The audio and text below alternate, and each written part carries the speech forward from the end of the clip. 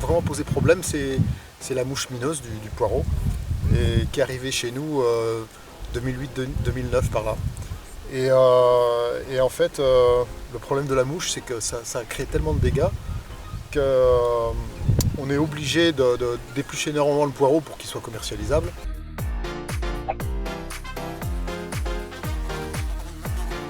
On a opté pour la pose de filets pour empêcher tout simplement la mouche de venir pondre sur la culture. Et donc ça a remis beaucoup de choses en question.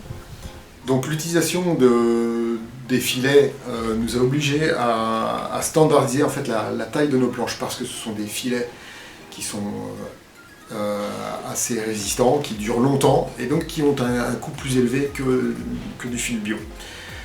Et par conséquent, on a calibré la longueur de nos planches et en plus on a densifié nos plantations, on a augmenté de 50% la densité de plantation.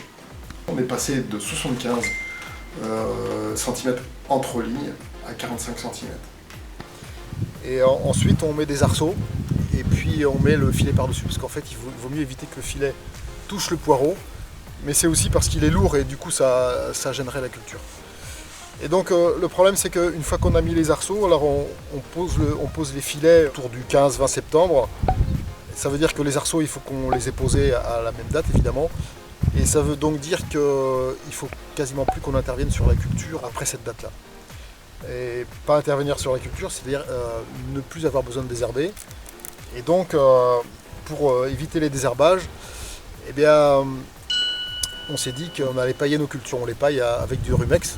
Alors bon, je caricature un petit peu, mais c'est qu'en fait on avait une partie de notre jardin qui était infestée de rumex. Bon, c'est historique, hein. Et donc du coup, dans ce rumex, on a semé une prairie. C'est pour ça qu'on a eu l'idée de tondre. On s'est dit, bon sang, alors on avait essayé sur 10 mètres carrés la première année. Et on a vu la différence de couleur, c'était flagrant. Donc du coup on s'est dit, l'année prochaine on fait toute une planche. Et puis après on se dit, on fait tout quoi. L'utilisation des tondes fraîches n'a pas été sans conséquence sur l'itinéraire technique du poireau. Parce qu'en fait, ça ne facilite pas le travail du butage. Donc du coup, on s'est dit que moins on enlevait les arceaux et les filets, mieux c'était. Et donc du coup, il a fallu envisager la plantation différemment. On a planté plus profond. Le paillage nous impose, en fait, on peut plus, une fois qu'on l'a mis, on ne peut plus buter les poireaux. Donc c'est pour ça que du coup, on a créé un plantoir exprès qui est beaucoup plus long pour que les poireaux puissent être plantés vraiment en profondeur.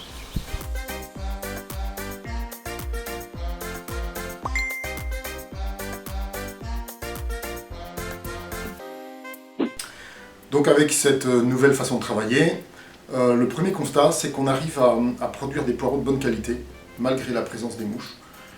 En gros, sous les filets, on a à peu près entre 1 et 5% de poireaux, avec maximum une pupe sur le fût. Alors que sans protection, on arrive à 100% des poireaux touchés et minimum 3 pupes.